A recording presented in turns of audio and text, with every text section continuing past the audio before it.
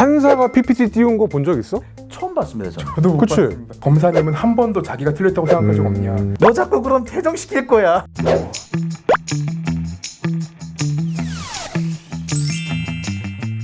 여러분 안녕하십니까? 법조계 뒷얘기 함께 나눠보는 아주 3D 이번 주 시작하겠습니다.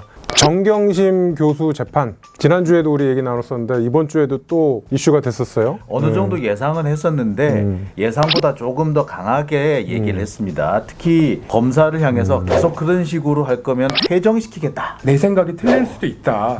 근데 검사님은 한 번도 자기가 틀렸다고 생각한 적 없냐. 한 번 더 생각해봐라. 얘기하면 사실 이례적인 게 여러 건이 있었어요. 보통 변호사나 검사가 판사를 설득하기 위해서 프리젠테이션 하는 경우가 제법 있거든요. 그런데 판사가 자신의 결정사항을 설명하기 위해서 프리젠테이션을 딱 켜놓고 자 보세요, 이거는 이렇고 이거는 이런데 도대체 제가 해줄 수가 없습니다 라고 설명하더라고요. 판사가 PPT 띄운 거 본 적 있어? 처음 봤습니다, 저는. 저도 못 그치? 봤습니다.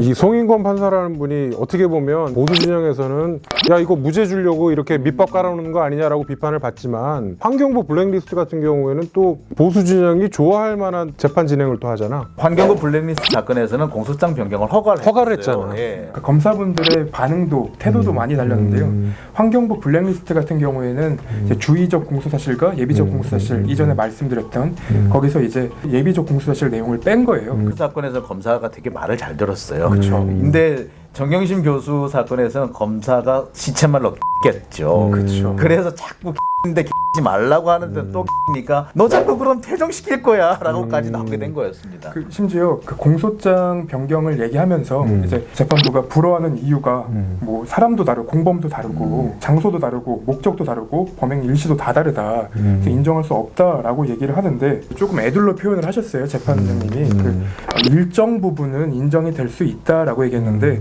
검사님이 일정 부분이 인정된다면서 이제 들이받은 거죠. 검사가 법정에서 판사한테 들이받고 판사는 그걸 또 엄청 고 예. 이런 상황이 벌어진 거구만. 정말 이례적이었습니다. 보는 사람 입장에서는 재밌었습니다. 근데 이거는 뭐 보수냐 진보냐 이런 진영 차원의 논리가 아니라 법정에서의 철저한 증거주의에 따른 재판을 지금 진행하고 있는 거고 재판 진행을 뭐 일방적으로 하거나 그런 건 아닌 거지. 저희들이 볼 때는 좀 합리적이었다.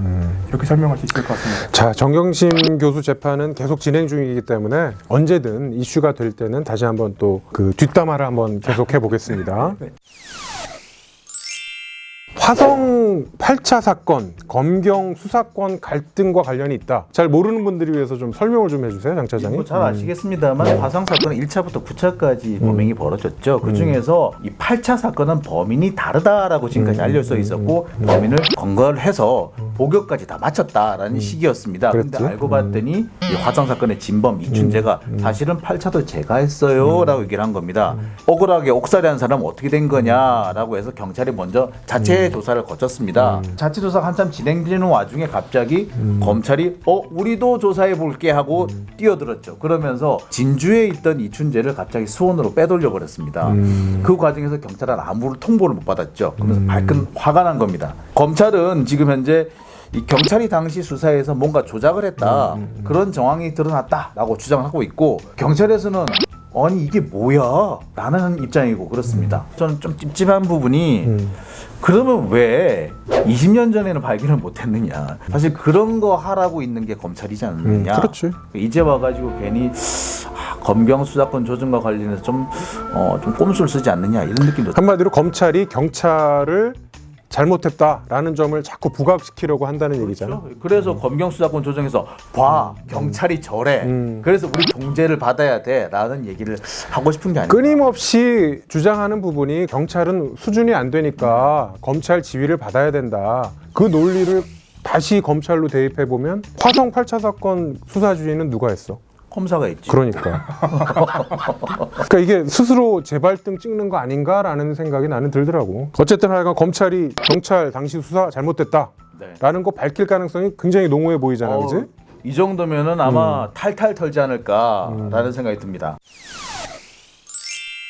자, 며칠 전에 김우중 전 대우그룹 회장이 별세하셨는데 일단 고인의 명복을 다시 한번 빌고요. 법적인 측면에서는 좀 저희가 다른 얘기를 좀 해야죠. 김우중 전 회장이 대우그룹 분식회계 사건으로 대법원 판결이 최종 났고 추징금으로 23조 원을 내라. 23조 낼 수가 없었잖아, 이 고인께서. 그렇죠. 법원에서 판결한 거는 17조 9,254억 아, 그래? 원인데 근데 이제 이자도 붙고 여러저러 이자가 상황으로 붙어서 22조, 23조 정도가 된 거죠.